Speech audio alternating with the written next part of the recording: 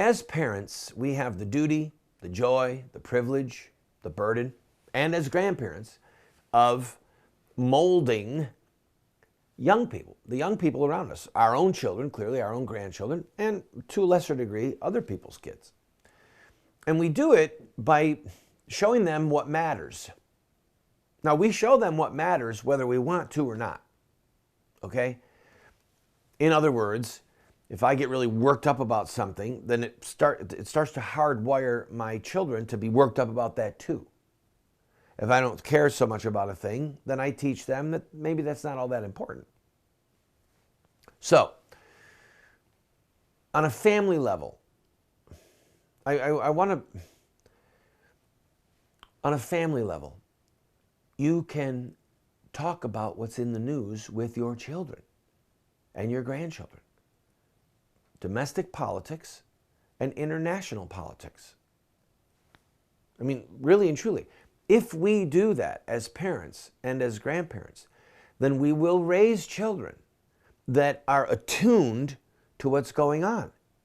And they will understand, oh, look, this is important. When our sons walk by the TV, and I've recorded a debate. I recorded the one that happened over the weekend with on ABC. And we came home after church and we hit the play button. I hit the play button. I was by myself because I had to watch it to prep for the shows. And my boys came through and boom, they were just instantly fixated on it, literally talking to the TV, discussing Rubio, discussing Trump.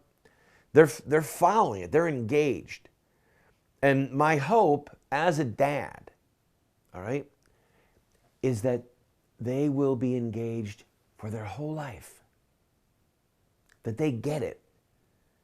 That this is what is important right now. Right now, there's an election that is in progress that is going to shape this country for perhaps an entire generation.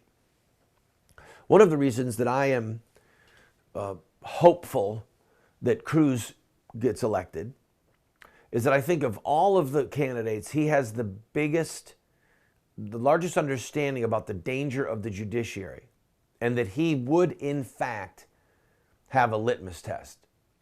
Now, in prior elections, there has been the question over and over, would you have a litmus test for Supreme Court nominees?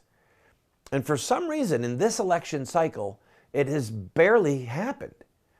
Maybe the secular press is holding their fire, keeping their powder dry for the general, when they think that it'll help if Trump or Cruz gets the nomination. And they say, I will only appoint judges to the Supreme Court who will promise to overturn Roe. One of the biggest disappointments in my political activism has been the number of presidential candidates on the Republican side who say that they're pro-life and yet won't commit to have a litmus test for federal judge picks. In other words, if a man was running or threw his hat in the ring to be a judge, and he said, I would support removing the 14th Amendment from the Constitution and reinstitute chattel slavery so that we could have slaves.